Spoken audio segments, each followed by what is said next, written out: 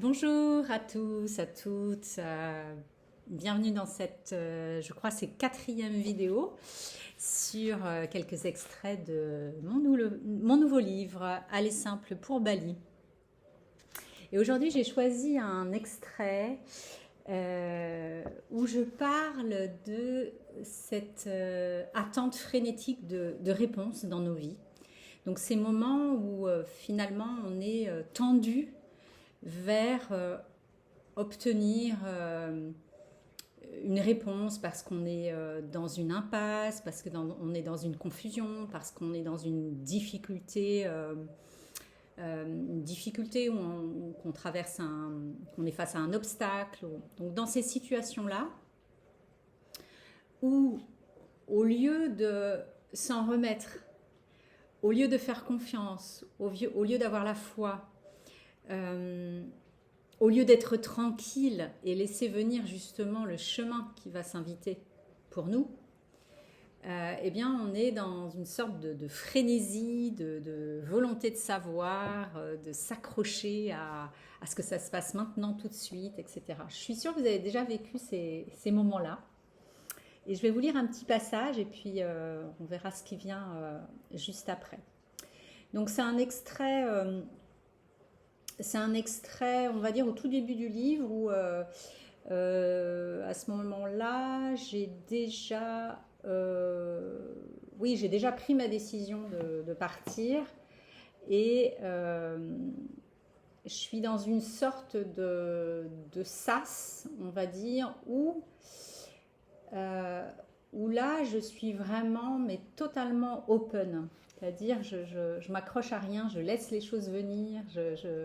Voilà, je suis vraiment dans cette fluidité de la vie, même s'il y a plein de réponses qui manquent, etc. Et il y a vraiment cette grande ouverture. Et ce que j'explique, c'est ça, c'est qu'à ce moment-là, je vois la différence entre ces moments où malgré l'incertitude, malgré l'inconnu, malgré tous les chaînons manquants, on va dire, eh ben on reste là, tranquille. Et la différence avec ces moments où, au contraire, on est dans cette forme d'agitation. Voilà, donc c'est ce moment de grâce, en fait, que je décris dans ce livre. J'ai souvent remarqué que lorsque nous cherchons frénétiquement des réponses, nous vibrons comme des êtres en manque. Et la vie, fidèle miroir, nous renvoie exactement cela. Nous devenons un chercheur inquiet. Pardon. Nous devenons un chercheur qui cherche et qui ne sait pas. Ce chercheur-là, inquiet, a une vibration. Et comme la vie est immensément généreuse, elle nous exauce toujours. À l'inverse, quand nous cessons d'ériger nous-mêmes des obstacles avec nos doutes, nos limitations et nos peurs, la vie circule plus librement. Quand nous faisons confiance, la clarté se révèle d'elle-même et les vrais oui du cœur amplifient la fluidité. Je sais que mon oui n'a rien de raisonnable, mais une chose est certaine, c'est qu'il vibre juste.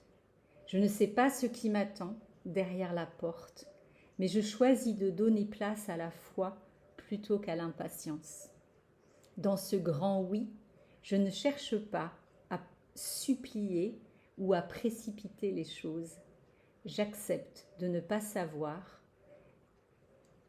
en attendant sereinement que les réponses me soient soufflées. Voilà.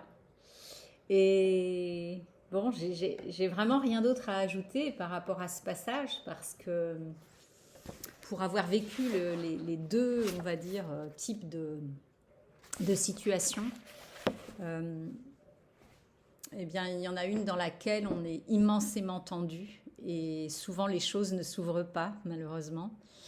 Et une autre où cette quiétude, cette non-attente permet justement à toutes les portes de s'ouvrir et souvent avec une grande fluidité, une grande facilité et parfois sur des chemins qu'on n'aurait pas du tout imaginés.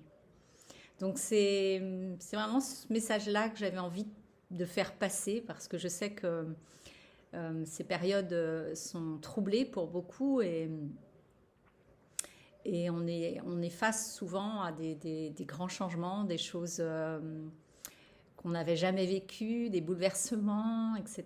Et vraiment, je vous souhaite de tout cœur de garder cette confiance, cette foi que le tapis va se dérouler, quel qu'il soit en fait, et que la crispation n'ajoutera que encore plus de confusion, encore plus de peur, encore plus de doute et encore moins d'ouverture.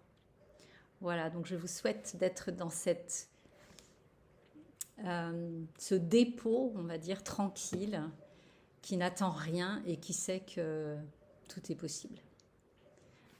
Une belle journée à vous tous.